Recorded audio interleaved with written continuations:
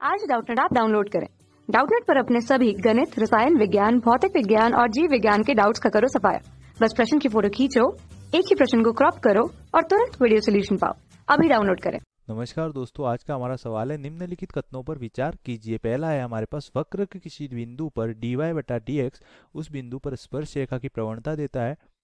दूसरा है हमारे पास यदि at किसी कण के त्वरण को दर्शाता है तो समाकलन at dt प्लस c उस कण के वेग को प्रस्तुत करता है। और थर्ड कथन है हमारे पास यदि st समय t पर किसी कण के विस्थापन को प्रस्तुत करता है तो ds/dt उसी क्षण पर उस कण के त्वरण को प्रस्तुत करता है। तो हमारे पास यहाँ पे कौन कौन सा ऑप्शन दे रखे हैं, हमें क्या बोला है, उपयुक्त में से कौन सा कथन सही है? केवल एक और दो, केवल दो, केवल एक और एक, दो और तीन। तो आइए इस क्वेश्चन को सोल्व करते हैं।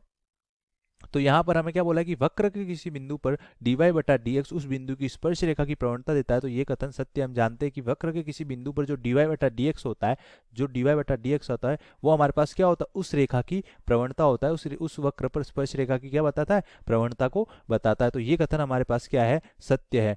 दूसरा हमारे पास क्या है, यदि at किसी कण के त्वरण को दर्शाता है तो integration at dt plus c उस कण के वेग को प्रस्तुत करता है। तो दूसरा कथन हम सिद्ध करेंगे। तो यहाँ पर हमारे पास क्या बोल रहा है, किसी कण का जो त्वरण होता है at वो क्या होता है हमारे पास, विस्थापन में परिवर्तन की वेग में परिवर्तन की दर dv/dt। v यहाँ पे वेग है, v t हमारे पास क्या है, वेग। तो वेग में परिवर्तन की दर वो हमारे पास क्या होता है, त्वरण होता है। तो अगर यहाँ से मैं क्रॉस मल्टीप्लाई करूंगा तो हमारे पास क्या हो जाएगा, a t गुणा डी टी बराबर dv। और अगर मैं इंटीग्रेशन कर दूं तो ये हो जाएगा at गुणा dt इंटीग्रेशन dv। तो यहाँ से हमारे पास क्या हो जाएगा, इंटीग्रेशन dv क्या हो जाएगा, v।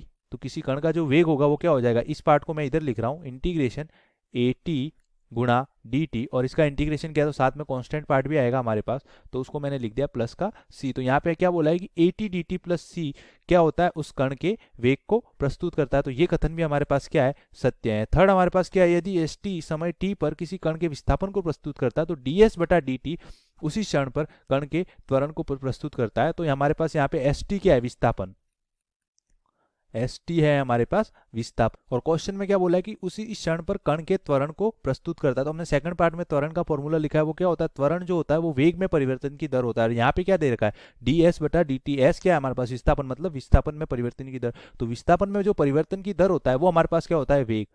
वेग जो होता है वो होता है विस्थापन में परिवर्तन की दर। तो ये कथन हमारा क्या हो जाएगा, असत्य। अगर यहाँ पे उसी क्षण पर कण के वेग को प्रस्तुत करता है तो सत्य होता है, पर ये क्या हो जाएगा, असत्य। तो हमारा कौन सा ऑप्शन करेक्ट होगा, पहला कथन सत्य है, दूसरा सत्य और तीसरा असत्य है। तो केवल यहाँ पे क्या बोला है, कौन कौन से कथन सही है, तो केवल एक और दो। धन्यवाद।